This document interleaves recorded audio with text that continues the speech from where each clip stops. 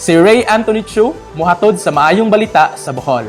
Gidayeg sa mga eksperto sa teknolohiya sa pagpanghumayan ang mga sakop sa Department of Agriculture Region 7 sa ilang tumbok na solusyon sa hagit pagpabarato sa bugas humay. Ang pag-andam o pagtipig sa binhion, dako nang ikatabang sa pagpadaghan sa ani matod pa sa DA. 25 degrees Celsius paubos ang saktong temperatura sa pagtipig sa binhion o sa matagsaka sa temperatura, dako kini og epekto sa binhi.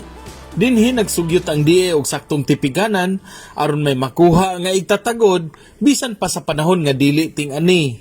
Pinaagi sa 50 million modernong monolithic dome rice seed storage facility, kontrolado na ang temperatura, patason ang germination efficiency sa tipasi ug sulbaron ang 35 ngadto sa 45% nga kunhod sa ani.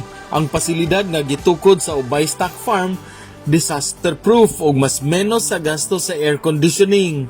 Ang pasilidad makatibig sa 40,000 kasako nga binhi aron ikapang-apod-apod sa matag mag-uuma nga manginhanglan og piskay nga binhi igtatagod matag tingtanom.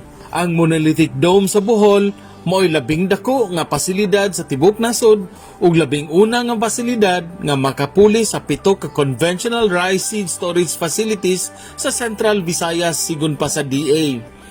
Alang sa maayong balita, Central Visayas, kini si Ray Anthony Chu, PIA Bohol.